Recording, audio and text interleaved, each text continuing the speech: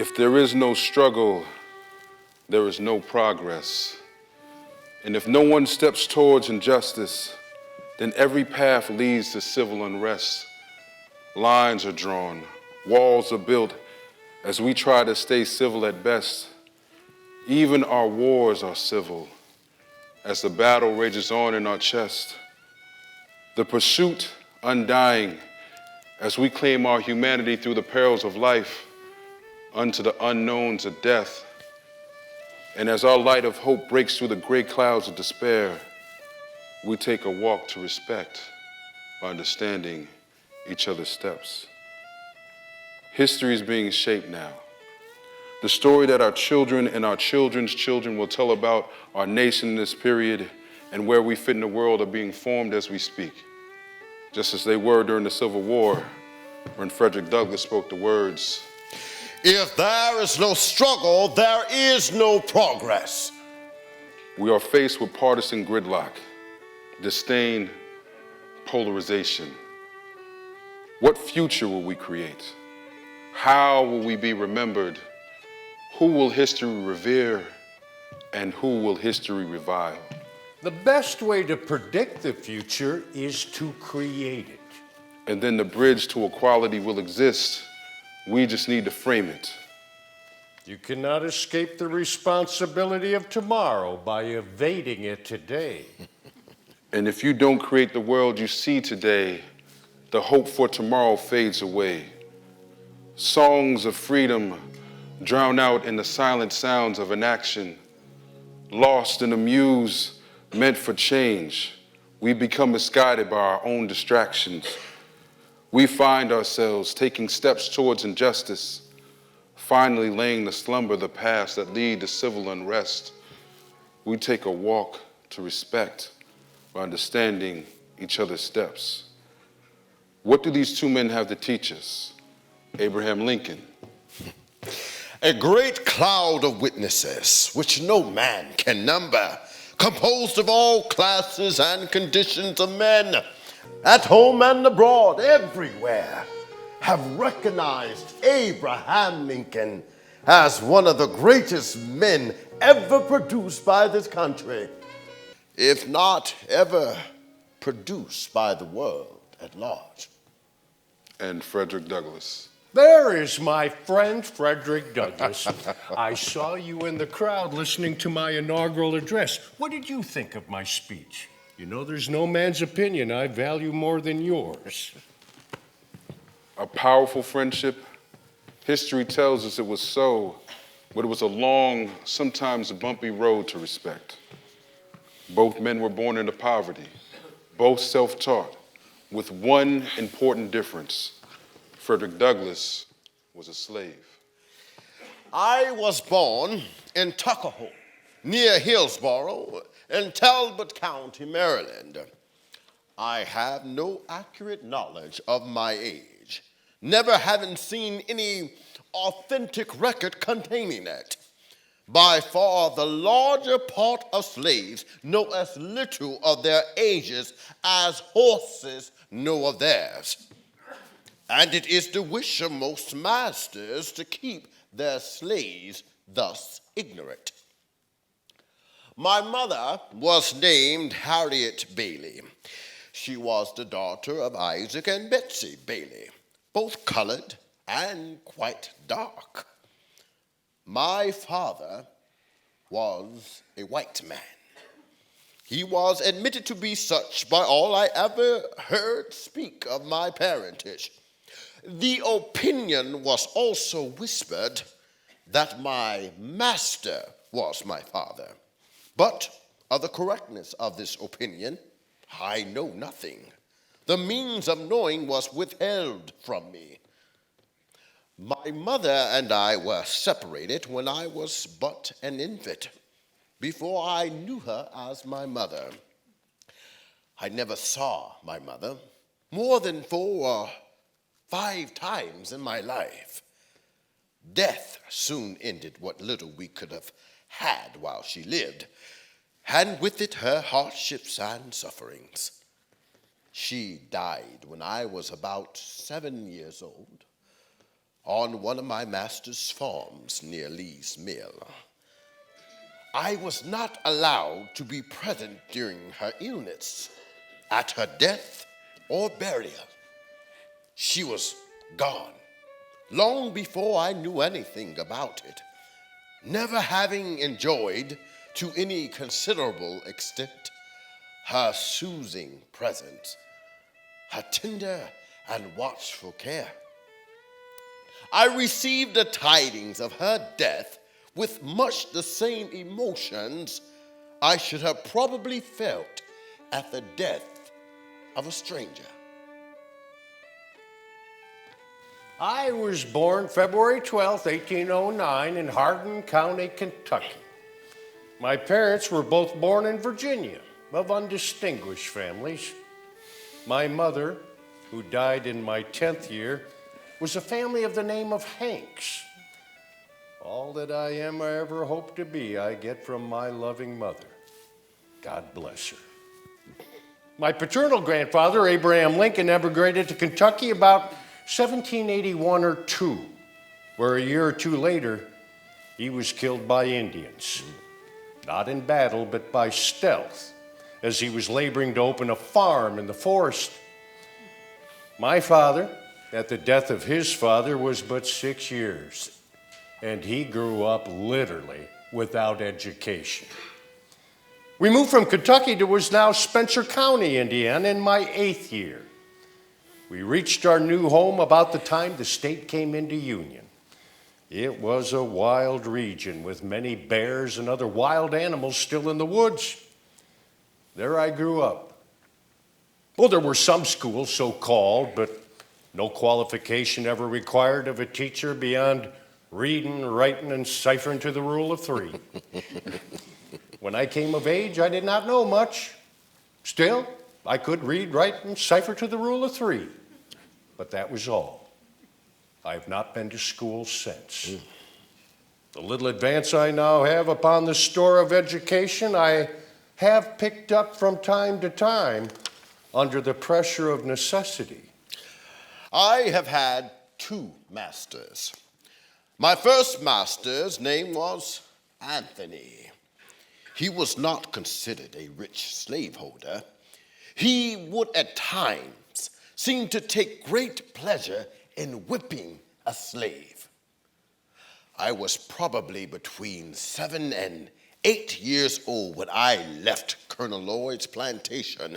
I left it with joy. Sold to go to Baltimore to live with Mr. Hugh Auld. I lived in Mr. Hugh's family about 7 years. During this time, I succeeded in learning to read and write. In accomplishing this, I was compelled to resort to various stratagems.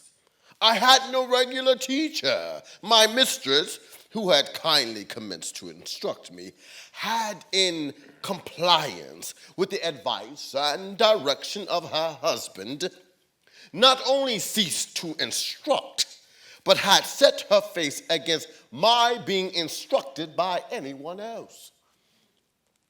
All this, however, was too late. The first step had already been taken. Mistress, in teaching me the alphabet, had given me the inch, and no precaution could prevent me from taking the L.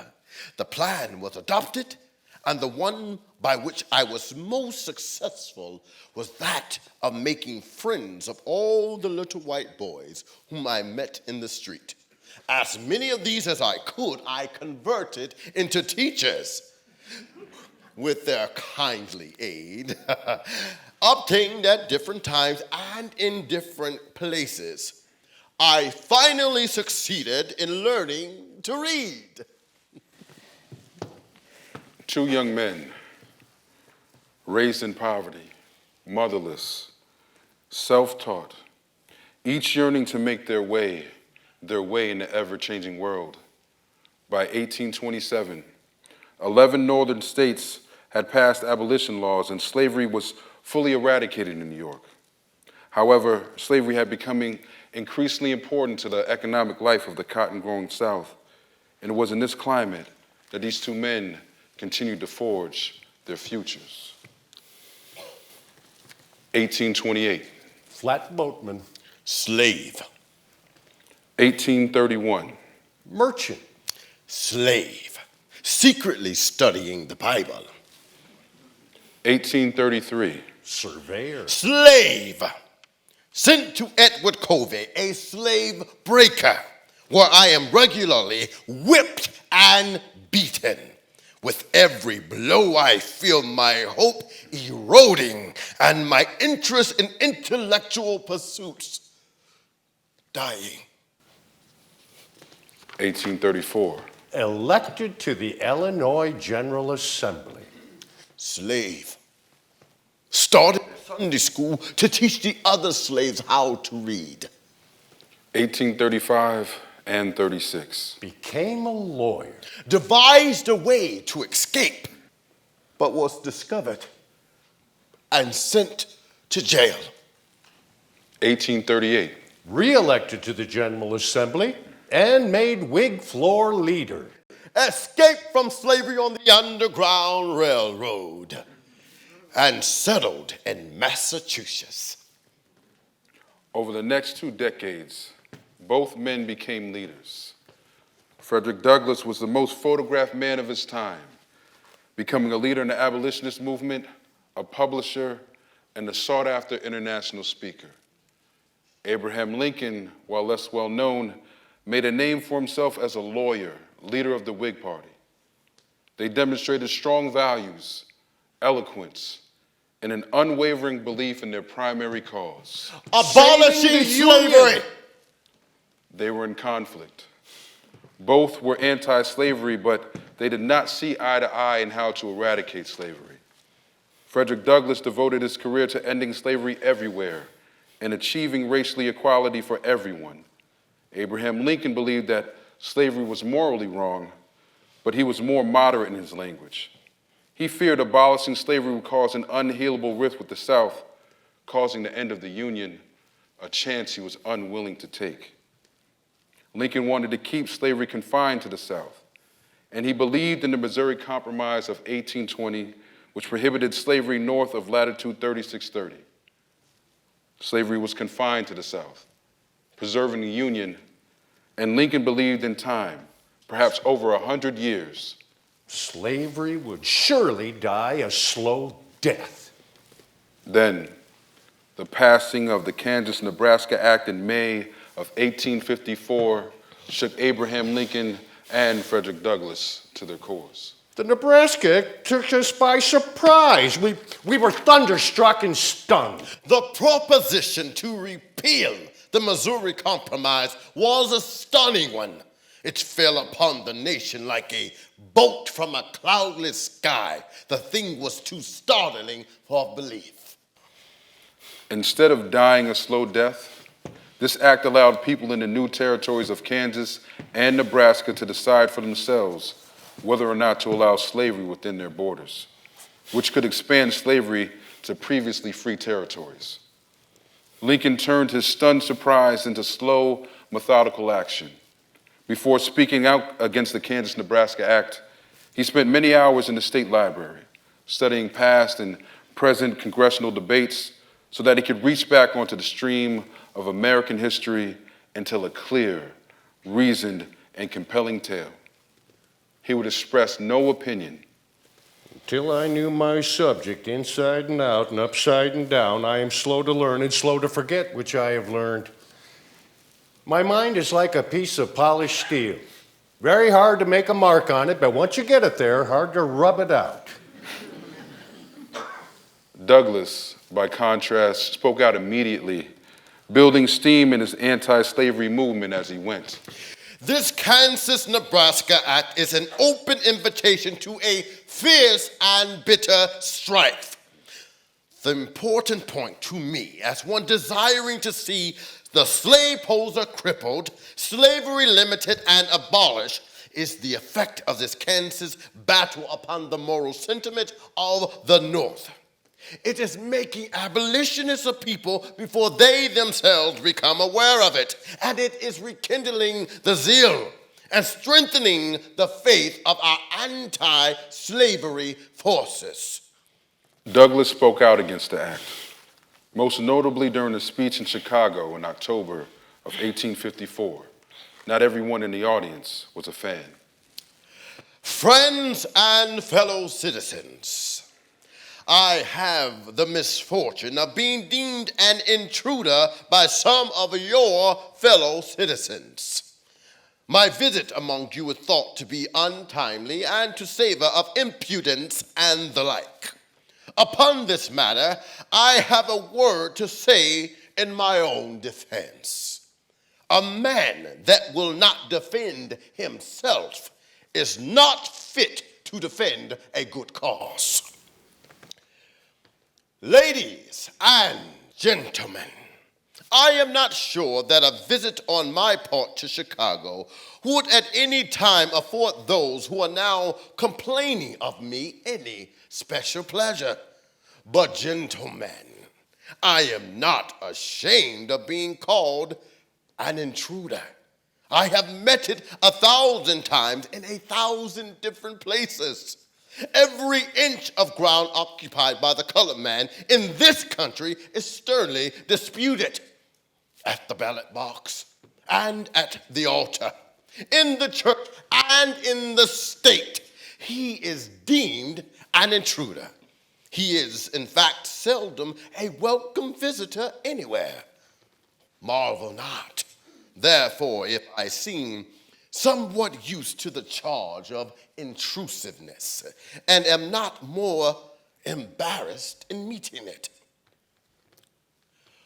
One reason why I am not ashamed to be here is this. I have a right to be here and a duty to perform here. That right is a constitutional right, as well as a natural right. It belongs to every citizen of the United States. The people in whose cause I come here tonight have no national purse, no offices, no reputation with which to corrupt Congress or tempt men mighty in eloquence and influence into their service. Oh no! They have nothing to commend them but their unadorned humanity. They are human. That's all. Only human.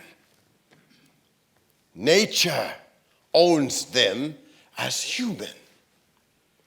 God owns them as human.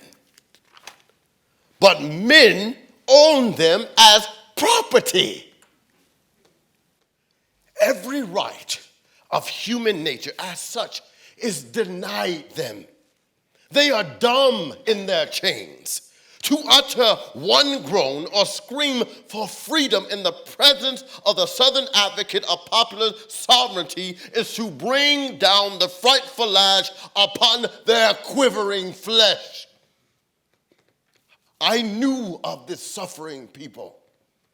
I am acquainted with their sorrows. I am one with them in experience. I have felt the lash of the slave driver and stand up here with all the bitter recollections of his horrors vividly upon me. A fiery and emotional speaker, Douglass was not restrained by the obligation of pursuit of political office.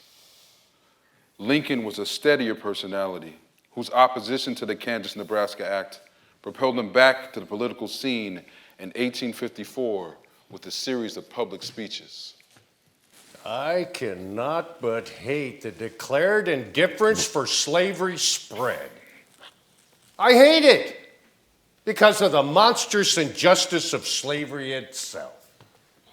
I hate it because it deprives our Republican example of its just influence in the world, enables the enemies of free institution with plausibility to taunt us as hypocrites, causes the real friends of freedom to doubt our sincerity, and especially because it forces so many real good men amongst ourselves into an open war with the very fundamental principles of civil liberty, criticizing the Declaration of Independence, and insisting that there is no right principle but self-interest. Before proceeding, let me say that I think I have no prejudice against the Southern people. They are just what we would have been in their situation. If slavery did not now exist amongst them, they would not introduce it. If it did now exist amongst them, we should not easily give it up. This I believe of the masses, North and South. Doubtless there are individuals on both sides who would not hold slaves under any circumstances, and others who would gladly introduce slavery anew if it were out of existence. We know that some Southern men do free their slaves, go north and become tip-top abolitionists, while some Northern ones go south and become the most cruel slave masters. When Southern people tell us that they are no more responsible for the origin of slavery than we, I acknowledge the fact. When it is said that the institution exists and that it is very difficult to get rid of it in any satisfactory way, I can appreciate and understand the same. If all earthly powers were given to me, I still would not know what to do as to the existing institution. I would save the Union. If there be those who would not save the Union unless they could at the same time save slavery, I do not agree with them. If there be those who would not save the Union unless they could at the same time destroy slavery, I do not agree with them. My paramount object in this struggle is to save the Union, and is not to either save or destroy slavery. If I could save the Union by freeing all the slaves, I would do it. If I could save the Union by not setting any slaves free, I would do it. And if I could save the Union by freeing some and leaving others alone, I would also do that. What I do about slavery and the colored race, I do because I believe it helps save the Union. Then, in 1857, the Dred Scott versus Sanford decision added more fuel to the fires burning within Abraham Lincoln and Frederick Douglass. This case, presided over by Supreme Court Judge Tawney, ruled that a slave, Dred Scott, who had resided in a free state and territory, was not entitled to his freedom, that African Americans were not and could never be citizens of the United States, and that the Missouri Compromise of 1820, which had declared free all territories west of Missouri and north of latitude 3630, was unconstitutional. This decision incensed and radicalized Frederick Douglass. While 4 million of our fellow countrymen are in chains, while men, women, and children are bought and sold on the auction block with horses, sheep, and swine, it is meet that we assemble as we have done today and lift up our hearts and voices in earnest denunciation of the vile and shocking abomination. One thing, however, is certain. Slaveholders are earnest and mean to cling to their slaves as long as they can, and to the bitter end. They show no sign of a wish to quit their iron grasp upon the sable throats of their victims. Their motto is a firmer hold and a tighter grip for every new effort that is made to break their cruel power. The case is one of life or death with them, and they will not give up only when they must do that or do worse. The Supreme Court of the United States is not the only power in this world. It is very great, but the Supreme Court of the Almighty is greater. Judge Tawney can do many things, but he cannot perform impossibilities. He cannot bail out the ocean, annihilate the firm old earth, or pluck the silvery star of liberty from my northern sky. He may decide and decide again, but he cannot reverse the decision of the Most High. He cannot change the essential things of nature, making evil good and good evil. Judgment more fierce or terrible may come. The lightning, whirlwind, and earthquake may come. Jefferson said that he trembled for his country when he reflected that God is just and his justice cannot sleep forever. Already slaveholders go to bed with Bowie knives and apprehend death at their dinners. Those who enslave, those who rob or torment their cooks may well expect to find death in their dinner pots. The world is full of violence and fraud, and it would be strange if the slave, the constant victim of both fraud and violence, should escape the contagion. He too may learn to fight the devil with fire. And for one, I am in no frame of mind to pray that this will be long deferred. The Dred Scott decision further heightened tensions between the North and the South, and Abraham Lincoln spoke out against it, pitting him against his rival, Judge Stephen Douglass, as both vied for an Illinois Senate seat. Fellow citizens, I am here tonight partly by your invitation and partly by my own inclination. As to the Dred Scott decision, that decision declares two propositions. First, that a Negro cannot sue in the U.S. courts. Secondly, that the Congress cannot prohibit slavery in the territories. We think the Dred Scott decision erroneous. We know the court that made it has often overruled its own decision, and we shall do what we can to have it to overrule this. I have said in substance that the Dred Scott decision was in part based on assumed historical facts which were not really true. Chief Justice Tawney, in delivering the opinion of the majority of the court, insisted at great length that Negroes were no part of the people who made, or for whom was made, the Declaration of Independence or the Constitution of the United States.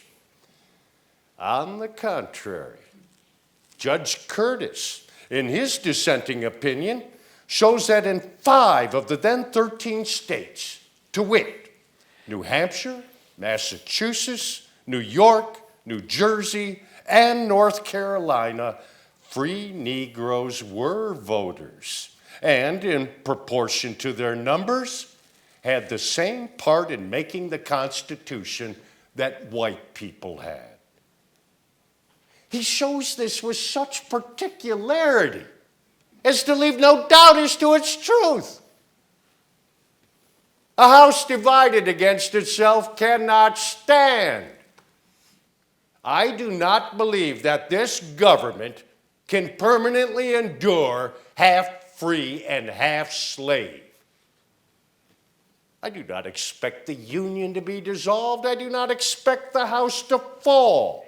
But I do expect it will cease to be divided. It will become all one thing or all the other. Either the opponents will arrest the further spread of it, place it where in the public mind it shall be on the course of ultimate extinction, or its advocates will push it forward till it becomes lawful in all states, old as well as new, north as well as south. Although Judge Stephen Douglas ultimately won the Senate race, the Lincoln-Douglas debates put Abraham Lincoln back in the national spotlight, leading to his nomination for president in the election of 1860. Interestingly, Abraham Lincoln wasn't anyone's first choice. You know how it is in Ohio. I'm certainly not the first choice there. And yet I have not heard that anyone makes any positive objection to me. It's just so everywhere so far as I can perceive, except Illinois and possibly Indiana. One or another candidate is preferred to me, but there is no positive objection. To reach his strategic goal of becoming everyone's second choice, Lincoln was careful not to disparage any other candidates, nor was it in his nature to do so. Lincoln had developed a keen sense of what people felt, thought, needed, and wanted. He had developed a cadre of lifelong friends who were willing to do anything in their power to ensure his nomination. He had not made enemies or aroused envy along the way. Even Frederick Douglass was coming around, if not wholeheartedly in the support of his nomination. He believed he could turn the Republican Party into an abolitionist party and Lincoln into an abolitionist president. The nomination of Mr. Lincoln has taken the people of this country by surprise. He cannot lay claim to any literary culture beyond the circle of his practical duties, or to any of the graces found at courts. His political life is thus far, to his credit, but it is a political life of fair promise rather than one of rich fruitage. We hope that in taking him on a profession of his faith, his administration will redound to the glory of his country and his own fame. Despite that less than glowing endorsement, Lincoln was elected president on November 6, 1860. South Carolina seceded from the Union on December 20th, 1860. Lincoln was inaugurated on March 4th, 1861, and Douglass wrote about his speech. A weak and inappropriate utterance that announced complete loyalty to slavery in the slave states and denied all feeling against slavery. Southern states continued to leave the Union, and on April 12, 1861, Confederates in Charleston fired on Union-held Fort Sumter and Charleston Harbor, effectively starting the Civil War. The very thing Lincoln feared, North against South, was a reality. Some welcomed war. If there is not wisdom and virtue enough in the land to rid the country of slavery, then the next best thing is to let the South go and be made to drink the wine cup of wrath and fire, which her long career of barbarism and blood shall call down upon her guilty head. Each day at war brought new conflicts and decisions as Lincoln struggled to stabilize the Union. He assembled the army to preserve the Union. I consider the central idea pervading this struggle is the necessity that is upon us of proving that popular government is not an absurdity. We must settle this question now. Whether in a free government, the minority have the right to break up the government whenever they choose. If we fail, we will go far to prove the incapability of the people to govern themselves. One man hoped for a short conflict. The other? The war must go on until one of the parties to it is ground to powder. I want slave-holding rebels starved out, broken down, overpowered, and totally exhausted before they can consent. After their high-sounding threat to do for peace, I should regret the sudden and peaceful termination of this conflict. The war effort grew, and Lincoln continued to struggle to stabilize the Union. An average of more than 500 soldiers were losing their lives each day. After Lincoln issued the Emancipation Proclamation on January 1st, 1863, which included a provision calling for black men to enlist in the U.S. Army, Douglass began recruiting for the Union. And as the war raged on, black soldiers imprisoned by Confederate soldiers were mutilated and assassinated. Some free black men fighting for the North were captured and sold into slavery, prompting a new rage in Douglass. I owe it to my long abused people, and especially to those already in the army, to expose their wrongs and plead their cause. Today, it seems unthinkable, but in August 1863, anybody could walk into the White House and ask to meet the president. I call these receptions my public opinion baths. For I had but little time to read the papers and gather public opinion in that way, and though they might be the most pleasant in their particulars, the effect as a whole is renovating and invigorating to my perceptions of responsibility and duty. These encounters keep me in touch with the great popular assemblage from which I sprang. The limits of tyrants are prescribed by the endurance of those they oppress. And if there's no hunger for change, then the truth becomes impossible to digest.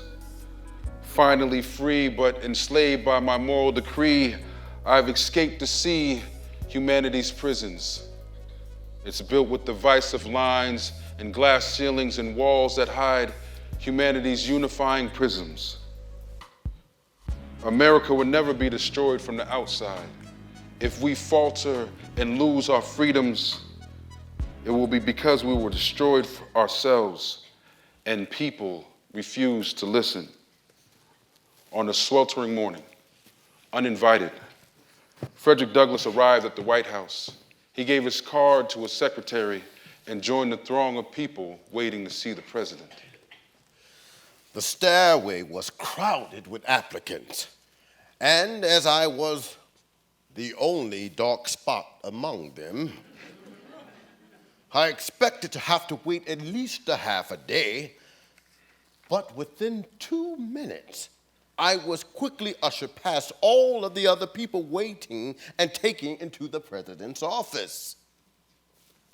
Lincoln was seated in a low armchair with his feet extended on the floor, surrounded by a large number of documents. Sir, I am Frederick I know who you are, Mr. Douglass. Sit down. I'm glad to see you. My best friend is a person who will give me a book I have not read. But dreams have literacy needs to literally be free. Otherwise, dreams are dead, waiting for heroes who no longer dream to save. And I understand the sacrifice to dream because knowledge makes a man unfit to be a slave. But the best thing about the future is it comes one day at a time. And through the long hours of the night, as we yearn for light, the absence of the sun can eclipse your mind. This is where you shine, from within, because that's the path we all need to find. I am disheartened. State what you regard as the most disheartening features of our current military and political situation. It would be the tardy, hesitating, vacillating policy of the President of the United States. No offense was taken, for Lincoln truly wanted to know what Douglass thought, how Douglass thought, and in turn, he would share his thoughts. I might seem slow, but I think it cannot be shown that once I have taken a position, I have ever retreated from it. Listening deeply to each other, without expectation of perfection, sharing their perspective, their voices, their hearts. Mr. President, I am recruiting colored troops, but my efforts are hampered by the Army's discriminatory practices. Black soldiers are paid only about half of what white troops earn and are not promoted no matter how bravely they have fought. Mr. Douglass, you know how difficult it was to get the colored soldier or get the colored men into the Army at all. You know the prejudices existing amongst them. You know the doubt that was felt in regard to their ability to serve. It was necessary at first that we should make some discrimination against them. They were on trial. Black men have a greater incentive to enlist than whites do. They are fighting for their freedom. But as black troops continue to show their courage to the country, they will receive equal pay. I assure you, Mr. Douglass, in the end, they will receive the same pay as white soldiers.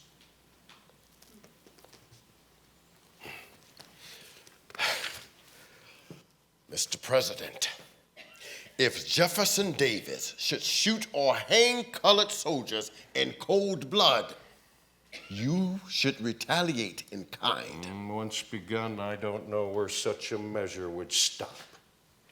Lincoln, when talking about the mistreatment that black soldiers had endured, had a tearful look in his eye and a quiver in his voice.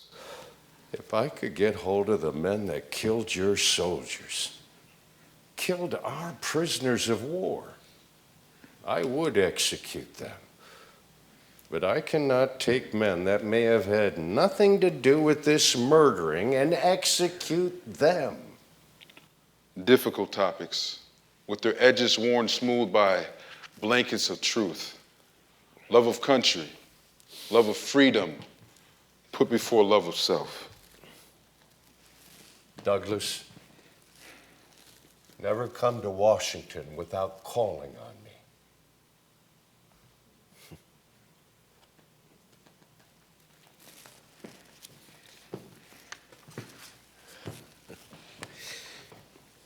I was impressed with this entire freedom from popular prejudice against the colored race. There was no vain pomp or ceremony about him.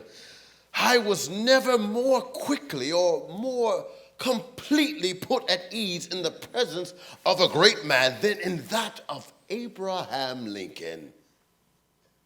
I tell you, I felt big there. Douglass was not one to compromise where slavery was concerned, but this one interaction with Abraham Lincoln introduced him to the wisdom of the president's deliberate movements towards emancipation. The two men met again 1 year and 9 days later at President Lincoln's request. He was running for a second term as president, and he wanted to discuss ways of encouraging Southern slaves to escape and enlist. On March 4th, 1865, Abraham Lincoln delivered his second inaugural address with Frederick Douglass close by in the audience. Fellow countrymen, at this second appearing to take the oath of the presidential office, there is less occasion for an extended address as there was in the first. On the occasion corresponding to this 4 years ago, all thoughts were anxiously directed toward an impending civil war. All dreaded it. All sought to avert it. While the inaugural address was being delivered from this place, devoted altogether to saving the Union without war, insurgent agents were in the city, seeking to destroy it without war, seeking to dissolve the Union and divide effects by negotiation. Both parties deprecated war, but one of them would make war rather than let the nation survive, and the other would accept war rather than let it perish. And the war came. 1/8 of the entire population were colored slaves, not distributed generally over the Union, but localized in the southern part of it. These slaves constituted a peculiar and powerful interest. All knew that this interest was somehow the cause of the war. Fondly do we hope, fervently do we pray, that this mighty scourge of war shall speedily pass away. Yet if God wills that it continue, until all the wealth piled by the bondsman's 250 years of unrequited toil shall be sunk, and until every drop of blood drawn with the lash shall be paid by another drawn with the sword, as was said 3,000 years ago, so still it must be said. The judgments of the Lord are true and righteous altogether, with malice toward none, with charity for all, with firmness in the right, as God gives us to see the right.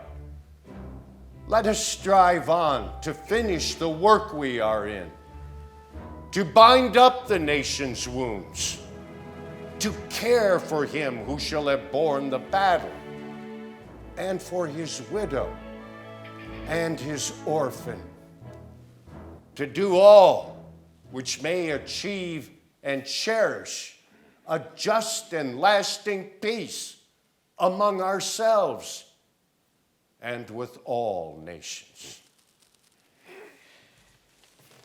Later that evening, at a White House reception, policemen stopped Douglass at the door and told him that blacks were not allowed to enter.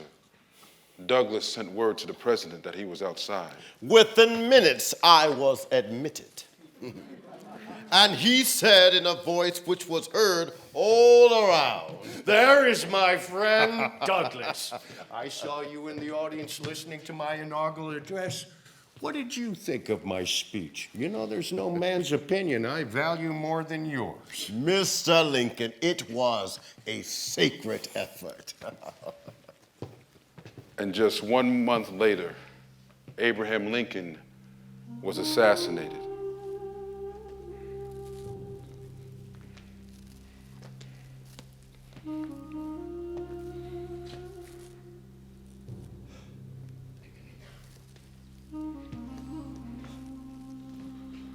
To know death is to know life, as you can live a life of decay as well as die and be celebrated, for none have ever lived life this way. So brave and yet so scared, so righteous and yet so imperfect, so unified and yet so alone in death, so isolated in grief, to give so much love, to see you in eternal sleep.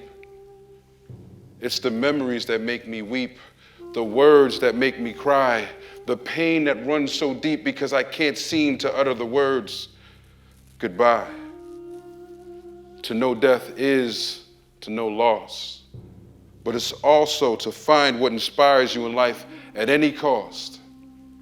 Death and inevitability is a pairing that you can't undo. But if you choose to live a life of love, then even through the inevitability of death, nothing you love ever leaves you. You evolve, and in it you rise. The death of a caterpillar is forgotten as soon as you see the wings of a butterfly. And then you can see that the true beauty in life is living without being afraid to die. Because the better part of one's life consist of his friendships. And as we arrive here as brothers, our paths illuminate the design for what greatness is.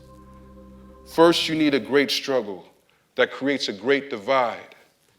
Then comes the great fear that we can't close this. This gap is too wide. The hate is too much. Love is non-existent. And to overcome, there has to be a great commitment. Great admissions about the great omissions. Adding inclusion and humanity to make great revisions. The multitude of great failures can lead to great convictions, opening our minds and our hearts, healing us from all these great afflictions, healing our souls from great regrets, and conquering this great divide. We must walk that bridge from within, unafraid of our depths, and then, if we decide to rise and fall together, we can begin that great walk to respect.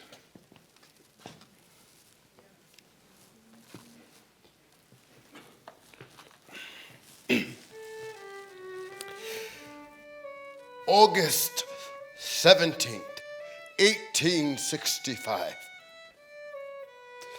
Mrs. Abraham Lincoln. Dear Madam, allow me to thank you most sincerely for your kindness in making me the owner of a cane, which was formerly the property and the favorite walking staff of your late lamented husband, the honored and venerated President of the United States.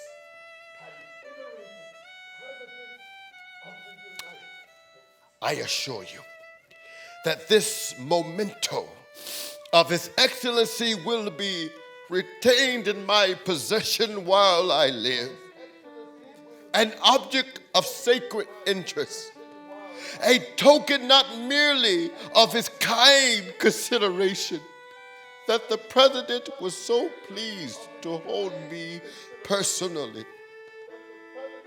but as an indication of his humane interest in the welfare of my whole race. With every proper sentiment of respect and esteem,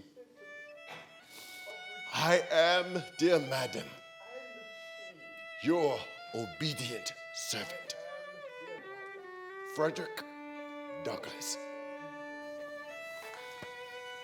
If we decide to rise and fall together, we can begin that great walk to respect.